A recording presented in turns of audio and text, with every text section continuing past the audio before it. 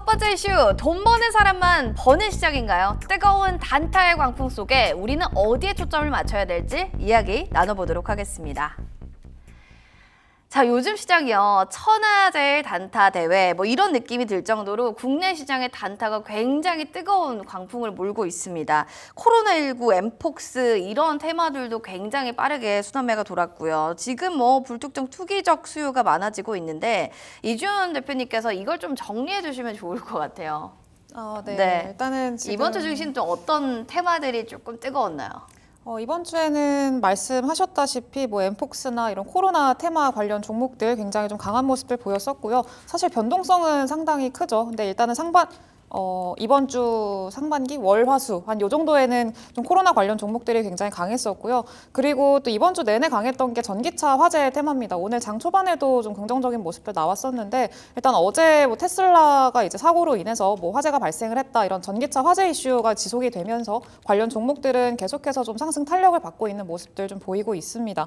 그리고 그뿐만이 아니라 뭐 대선이라던가 로봇 이런 여러 가지 테마들이 이번 주에는 좀 움직임이 나왔었는데요. 뭐 지금은 뭐 양자암호 관련한 종목들까지 상승이 나오고 있습니다. 네, 일단은 이런 테마들의 좀 공통점을 확인을 해보면은요, 전체적으로 좀 많이 바닥을 찍은 종목들이 대부분이었습니다. 뭐 코로나 테마 같은 경우에는 아시다시피 이전에 코로나가 좀 크게 유행을 하고 나서 거의 조정이 많이 나온 상황이었었고요. 상승분을 다 반납을 하고 바닥에서 기고 있던 종목들이 대부분이었고요. 그런 종목군들이 아무래도 좀 호가가 많이 비어 있고 거래가 많이 안 되고 있던 종목군들이다 보니까 이제 이슈에 의해서 수급이 한 번에 쏠렸을 때 좀 더 탄력적으로 상승이 나올 수 있을 만한 환경이었기 때문에 조금 더 변동성이 컸다 이렇게 보시면 좋을 것 같습니다. 그래서 지금은 좀 어느 정도 바닥권에서 가격적인 매력도가 좀 부각되는 그런 종목군들 중심으로 반등이 나오고 있는 상황이라고 보시면 좋을 것 같고요. 그 안에서도 사실 모든 테마를 다 보실 필요는 없습니다. 그래서 테마의 연속성이 있는 그리고 모멘텀의 연속성이 있는 종목군들 중심으로 좀 관심 있게 보시면서 뭐 스윙적으로 접근을 하시거나 그렇게 접근하시는 게 좋을 것 같고요. 그리고 이제 어느 정도 업황에 대한 개선 기대감이 있는 종목군들 중심으로 지금은 좀 대응을 하시는 게 지금 시장에서 수익률을 이길 수 있을 만한 그런 전략이 아닐까 이렇게 생각을 하고 있습니다. 알겠습니다. 이제 오늘 테마주의 공통점이 가격 매력도가 조금 부각되는 점 이런 것들을 보면서 종목군들의 관심이 쏠린다라는 게 공통적인 테마주의 또 하나의 요소다라고 정리를 해주셨는데 보면은 좀 시장에 뚜렷한 주도주가 없고 또 박스피 쪽으로 갇히게 되면 이 테마성이 좀 많이 붉어지는 것 같습니다. 그래서 단타대가 좀 많이 연출되는 것 같은데 하반기 지수 전망을 좀 얘기를 좀 해봐야 될 것 같습니다. 이 하반기 국내 지수에 대한 전망들을 봐야지 앞으로 좀 어떻게 되지 않을까? 시나리오 짤 수 있을 것 같은데요. 김 대표님 좀 알려주세요. 하반기 지수 전망은 내년 경제 전망이라고 생각을 하시면 될 것 같아요. 내년 경제가 좋다고 생각이 되면은 지수는 괜찮아지는 거고 우리나라에 별로 안 좋다. 라고 하면 조금 빠진다라고 생각을 하셔야 되는데 뭐 내년에 전반적으로 뭐 경기는 별로 안 좋다라고는 하지만 우리나라 이제 시가총액 상위 종목에 보면 반도체가 당연히 탑이고요. 그다음에 이제 자동차, 바이오 이렇게 생각하시면 되잖아요. 근데 이걸 따로따로 본다라고 하면 반도체 업황은 괜찮습니다. 뭐 HBM 관련돼서도 좋은 뉴스들 계속 나오고 있고 뭐 디램이랑 낸드 가격도 안전하게 계속 우상향을 하고 있거든요. 그다음에 이제 캐파 증설 이슈까지 나오다 보니까 25년, 26년 그래도 업황 자체가 좋아지는구나라는 얘기가 나올 거기 때문에 뭐 아마 반도체 쪽은 조금 하드캐리하지 않을까라고 예상이 되고 있고 다만 이제 자동차 쪽은 아직 크게 좋은 뉴스들은 나오지는 않는 것 같아요. 예를 들어서 뭐 중국 때리기는 아마 대선이 끝나고 나면 조금 더 심해질 거고 그전에도 관련된 뉴스들은 계속 나올 텐데 근데 중국만 때리지는 못하거든요. 결론은 이제 우리나라도 조금 피해를 볼 수 있다라는 가정을 해본다라고 하면 자동차 업황은 그렇게 밝지는 않습니다. 실적은 좋더라도 뉴스는 안 좋을 거고요. 반대로 이제 또 바이오 같은 경우에는 좋습니다. 오늘 뭐 유한양행 같은 경우도 렉나자 이슈가 있긴 했지만 수급 흐름이 굉장히 좋아요. 근데 이거는 크게 보면 이제 두 가지 이유 때문이라고 생각하시면 되는데 첫 번째는 금리 인하 이슈가 있다 보니까 바이오 쪽에 대한 수급이 조금 좋아질 걸로 예상이 되고 있고 두 번째로는 트럼프가 되던 해리스가 되던 헬스케어 쪽은 지금 상관없죠? 상관이 전혀 없거든요. 수급이 안정되게 들어올 수 있어요. 그래서 조금 좋지 않을까라는 게 섞이다 보니까 증시 전망은 나쁘지는 않습니다. 근데 지금 당장 너무 어려운 거죠. 근데 지금 당장 어려운 시기인 것 같아요. 왜냐하면 변수가 너무 많아요. 첫 번째는 금리를 진짜 낮출 거냐 말 거냐라는 게 오늘 밤 한국 시간으로 11시입니다. 되면 파월 의장의 발언의 농도가 어떠냐에 따라서 또 달라지죠. 네, 조금 달라질 수 있을 것 같아요. 근데 지금 예상치로는 뭐 금리 인하에 대해서는 그닥 크게 의견이 갈리는 건 없고요. 다만 어떤 악재에 대한 뉴스가 나오냐 나오지 않느냐에 따라서 그나마 우리는 조금 다행이라고 생각이 되는 게 미국 시장이 먼저 반응합니다. 늘 네, 하고 나서 저희는 주말 지나고 나서 월요일날 대응하면 되거든요. 그러니까 이건 나쁘지 않고요. 그다음에 이어지는 게 이제 엔비디아 실적 발표. 최근에 그저께 엔비디아 주가 올라갔는데 어제 떨어졌어요. 그러니까 이게 지금 실적을 확인하고 싶은 주가의 흐름이거든요. 근데 여기에서 이제 실적이 또 예상치를 또 뚫고 서프라이즈가 나온다라고 하면 뭐 당연히 SK 하이닉스 입장에서는 호재고요. 땡큐죠. 네, 그다음에 이제 블랙엘 관련 저는 뉴스가 조금 그 주의해서 저희가 봐야 될 뉴스라고 생각이 되는데 지금 블랙엘이 아마 출시가 원래 4분기 때 예정이 되어 있었는데 지연된다라는 이야기가 분명히 있었거든요. 노이즈가. 근데 아마 이번에 엔비디아 실적 발표하면서 가이던스 얘기할 때 분명히 얘기가 나올 거예요. 네. 근데 이게 정상적으로 된다라고 하면 또 반도체에는 훈풍입니다. 네, 그러면 이게 한 명절 전주까지는 이어질 거예요. 그 하반기 지수의 전망을 좀 통틀어서 정리해 주신다면 한마디로 어떻게 좀 얘기해 주실 수 있을까요? 맑다. 네, 대선만 잘 넘기자. 그래, 대선 넘기면 맑다. 맑다. 그 전에도 그렇게 어둡진 않다. 알겠습니다. 깔끔하죠. 네. 섹터별로 보게 되면은 뭐 제약바이오, 반도체가 아무래도 시장을 좀 끌고 가는 리더격으로 시장을 맑게 만들어 줄 거고, 그러나 조금 주춤할 수 있는 건 자동차 섹터의 업황에 대한 좀 변수들은 체크하고 가자라고 좀 정리할 수 있을 것 같습니다. 블랙몬데이 이후에 사실 보면 뭐 미국이나 일본이나 흐름들을 보면 회복이 굉장히 빨랐거든요. 근데 왜 우리만 이러냐, 늘. 항상 이것 때문에 국내 시장 투자자분들은 야, 이거 믿고 거르는 게 국내 시장이다 이런 말이 있습니다. 그래서 여기에 대해 좀 얘기를 해야 되는데 왜 우리 국내 시장만 왜 이렇게 회복세가 더딜까요? 일단은 상대적인 매력도 자체가 조금 낮다. 많이 좀 낮은 그런 상황이지 않을까라고 생각을 하는데 이번에 보니까 환시장에서 그 개인들의 거래량이 일반 기관 거래량, 외국인 거래량보다 더 2배 이상 많다 막 이런 얘기가 나오더라고요. 그래서 그만큼 이제 국내 개인 투자자분들도 외국으로 많이 나가고 있는 그런 상황이기 때문에 좀 어느 정도 우리 시장의 매력도가 좀 낮구나 이런 것들을 개인 투자자분들도 많이 느끼고 있지 않을까라고 생각을 합니다. 네, 일단은 그런 원인 중에 하나가 좀 대량 수급, 그러니까 그 우리 시장 하단을 그래도 안전하게 지지해줄 수 있을 만한 수급 자체가 지금은 조금 부재한 상황이라고 보시면 될 것 같습니다. 대표적으로 이제 뭐 외인이랑 기관 수급이라고 좀 볼 수가 있는데 뭐 외인들이야 뭐 그렇다 쳐도 기관 수급이 사실 좀 너무 단기성 수급들이 많이 들어오고요. 샀다 팔았다 이런 것들이 계속 반복이 되다 보니까 우리 시장 안에서 어떤 테마주의 빠른 순환매나 이런 것들, 뭐 시속 게임 이런 것들을 좀 야기하는 원인이 되고 있지 않나 이렇게 생각을 하고 있습니다.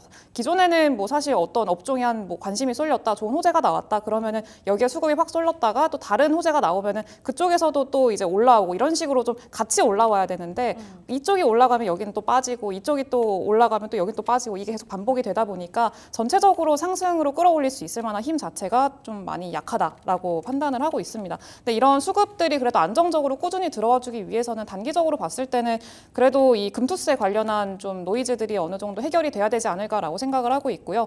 그리고 지금 밸류업 관련해서 좀 얘기가 나오고 있는 상황이고 9월 달엔 또 코리아 밸류업 관련해서 또 내용이 나올 예정이긴 합니다만 뭐 구체화가 되는 거는 지켜보긴 해야겠습니다. 근데 일단 밸류업에 대한 좀 의지는 보여주고 있기는 한데 뭐 중간중간 이번에 뭐 두산 이슈라던가 뭐 주주 가치를 훼손하는 그런 좀 이슈들이 계속해서 나오고 있는 상황이다 보니까 의도하는 대로는 잘 되고 있지는 않은 것 같습니다. 속도 자체가 그렇게 빠르지 않고 있는 상황이어서 그게 조금 아쉽다라는 게 좀 개인적인 좀 생각이고요. 그래서 일단 이런 구조적인 변화들이 어느 정도 동반이 돼야지 우리 증시의 전반적인 좀 상승이나 그리고 단단한 수급이 좀 받쳐주지 않을까 이렇게 생각을 하고 있습니다. 금투세도 해결되고 굵직한 우리가 고민되는 부분들이 좀 해결돼야지 들어올 만한 매력 포인트가 높다는 건데 이건 우리가 또 어떻게 할 수 있는 부분은 아닌 것 같습니다. 일단 이유는 증시 매력도 낮고 여기에 또 자금들은 다 빠져나가고 있는 상황이기 때문이다라고 좀 정리할게요. 자, 아까도 막 굵직한 이벤트 얘기해 주셨어요. 잭슨홀 미팅, 엔비디아 실적 체크를 해야지 시장 상황도 좀 확인할 수 있을 거다. 우리가 위증시의 분위기 보고 좀 영향을 많이 받는 격이기는 한데 그래도 한국 증시가 여기에 좀 방향성을 잡기는 할 수 있을까요?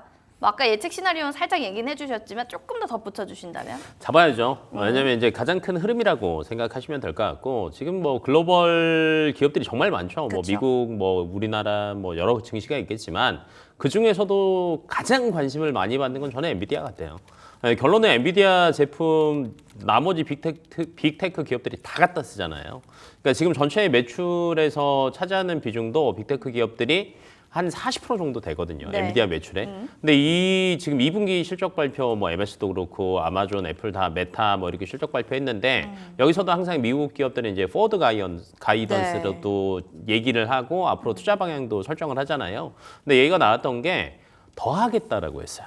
네, 덜 하지 않고 더 하겠다라고 했어요. 왜냐하면 과소 투자가 더 크게 나중엔 역효과로 다가올 수 있기 때문에 투자에 대한 것들은 줄이지 않겠다라는 스탠스거든요. 네. 근데 이제 이게 엔비디아 실적에 그대로 반영이 됐냐 안 됐냐를 사람들이 이제 확인하고 싶은 거니까 그로 인해서 만약에 또 초월했다라고 한다라고 하면 시장 자체는 좋아질 것으로 예상이 되고 있고요. 아직 뭐 예를 들면 AI 끝났다. 피크아웃이다라는 얘기를 논하는 거는 그냥 저희 예상일 것 같아요. 그냥 숫자 보고 결정하시는 게 제일 좋을 것 같고 그다음에 이제 잭슨홀 미팅 같은 경우는 앞에서도 얘기를 했지만 큰 악재가 나오지 않는 이상은 시장에서는 좋게 반응할 걸로 보입니다. 예를 들면 엔비디아가 어제 빠졌잖아요. 오늘 파워립에서 이상한 거 안 나오면 다시 회복할 겁니다. 왜냐면 지금 120달러에서 130달러를 계속 왔다 갔다 하거든요. 130달러 터치하면은 또 실적 발표 전엔 또 아래로 내려오고 계속 왔다 갔다 할 거예요. 그래서 이제 그거 감안하고 보시면 될 것 같고. 웬만한 이런 변수가 없는 이상은 좀 우리가 생각한 대로 맞습니다. 흘러갈 거다라고 네. 예상하면 될까요? 맞습니다. 근데 이제 변수가 예측이 안 되는 게 하나 있습니다. 어떤 걸까요? 10일 날 대선 토론. 아, 네, 뭐 네, 이제 그건 대선 뭐. 토론에서 네. 어떤 말이 오고 갈지는 신도 모를걸요, 그거. 모를 거예요. 네. 근데 전략도 너무 다를 거예요. 왜냐하면 트럼프는 까대는 건 전략을 취할 거고, 네. 그다음에 이제 또 이제 제가 예상하는 건 참 웃기는 게 네. 검사 대 범죄자가 둘이서 싸우는 형국이잖아요. 네, 재밌네요. 얼마나 몰아붙일 거예요. 그쵸. 네, 그러면 이제 거기에서 트럼프가 이제 막말하기 시작하면 이거 난장판 되거든요. 꼭 봐야겠습니다. 꼭 봐야 네, 되고요. 여러분 그다음에 꼭 이제 보시기 바랍니다. 여기에서 경제 관련 정책 관련된 게 꼭 나올 다 겁니다. 나와요. 네, 네, 사실 이번에 안 나오면 나올 데가 없어요. 그러면 표심도 갈릴 거거든요. 그쵸. 그러면 이제 이거에 따라서 거의 그 명절 연휴 때는 시장이 그렇게 움직일 거예요. 네, 근데 이제 우리나라가 참 웃긴 게 그때 명절이에요. 투자를 못 해요. 미치겠네요. 네, 그래서 이제 개인 답답하네요. 투자자들은 네. 이제 답답하시겠지만 명절 전에 어느 정도 이런 것도 다 예상하시고 포트 정리를 조금 하셔야 되지 않나라고 예상이 됩니다. 꿀팁입니다. 명절 전에 여러분들이 좀 예상을 미리 하시고 나서 포트 정리를 해놔야지 변수가 없고 사고가 없지 않을까 이렇게까지도 친절하게 얘기해 주셨어요. 일단은 잭스론 미팅은 큰 악재가 없다고 하면은 이대로 갈 거다라고 얘기를 해주셔서요. 체크하시면 될 것 같습니다. 지금 뭐 한국은행의 22일 기준금리에 대한 얘기를 했었어요. 3.50% 묶고 통화긴축을 유지하겠다 뭐 이런 얘기들이 있는데 이러면 내수 진작에 사기를 좀 꺾는 것은 아닐까 뭐 이런 얘기들이 있어요. 증시의 여파는 과연 어디까지 미칠지 이런 것들 좀 알려주세요. 일단은 근데 앞으로의 어떤 그 행방 자체를 시장에서는 거의 대부분 좀 반영을 하고 있다고 생각을 합니다. 이번 금통위에서 얘기를 한 것 중에 핵심이 일단 내수 회복세가 굉장히 더디다 이거랑 부동산이 너무 호황이다 반면에 그래서 이 부동산 집값을 잡아야 되는데 그 와중에 내수는 더디고 이래서 그거에 대한 좀 고민을 이전에 총재가 계속해서 해왔었는데 일단 이번에 얘기를 한 걸로 보면은 부동산 대책은 이제 정부한테 어느 정도 그 좀 토스를 했습니다. 책임 자체를.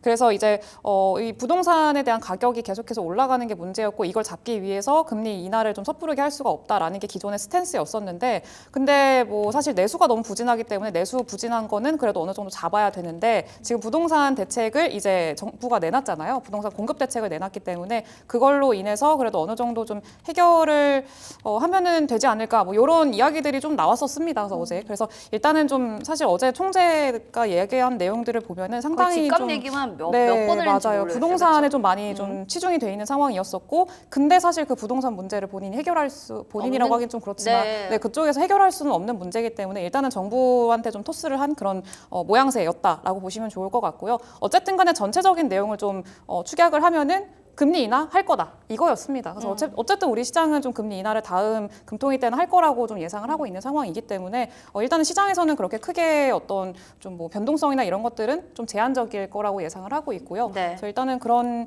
지금은 뭐 금통위보다는 이제는 뭐 잭슨홀 미팅이나 미국의 금리 인하 이쪽에 더 눈이 많이 쏠려 있는 그런 상황이기 때문에 그쪽의 영향력이 더 크지 않을까라고 생각을 합니다. 금통위보다 잭슨홀 미팅과 아무래도 금리나 이런 게 좀 글로벌 시장에서도 긍정적으로 좀 제일 관심 있게 보는 이슈이기 때문에 비중은 여기가 더 많을 거다. 시장 영향은 이쪽으로 봐야 된다라고 정리 내리도록 하겠습니다.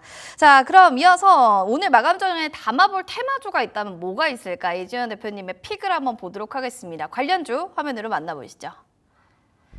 자, 우리바이오, 한농화성, 한국가스공사 다양하게 있는데 그중에 원픽주 살펴보겠습니다. 자, SY 스틸, 스틸텍인데요. 얘기 들어볼게요. SY 스틸텍, 자, 오늘 테마주 속에서 이걸 좀 마감 전에 담아봐야 된다고 생각하시네요? 네.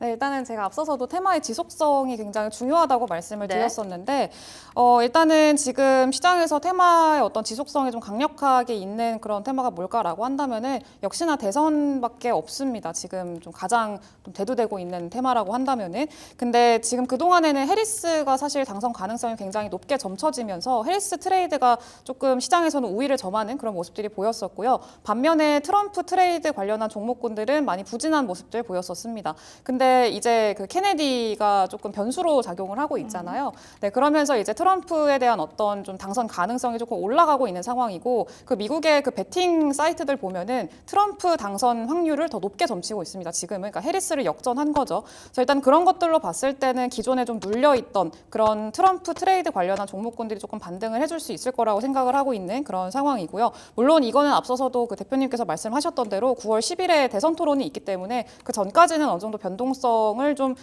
그 전까지는 어느 정도 좀 이렇게 빠르게 챙기는 그런 전략이 좀 필요하다라고 생각을 하고 있고요. 네, 그렇습니다. 그래서 일단은 재건 관련해서는 SY 스틸텍이 가장 대장주로 좀 역할을 하고 있는 상황이기 때문에 관심 있게 보시면 좋을 것 같고요. 그리고 SY 스틸텍은 아시다시피 원래 우크라이나 재건 관련주죠. 근데 일단 11월 달에 우크라이나 재건 평화회의가 또 예정이 돼 있습니다. 그래서 관련한 모멘텀도 지속이 여전히 되고 있다라는 점에 좀 초점을 맞추시면 좋을 것 같고요. 그리고 또 앞서서도 말씀을 했다시피 이제 정부가 주택 공급 방안을 또 내놨잖아요. 그러면서 건설 업황에 대한 어떤 개선 기대감 이런 것들이 같이 금리 인하와 함께 유입이 되고 있는 그런 상황이기 때문에 일단 그런 관련한 뭐 건설의 업황이라던가 그리고 개별적인 테마라던가 이런 것까지 같이 좀 맞물리고 있는 상황이어서 추가적인 어떤 상승 여력은 충분히 좀 기대를 해볼 수가 있겠다 이렇게 판단을 하고 있습니다.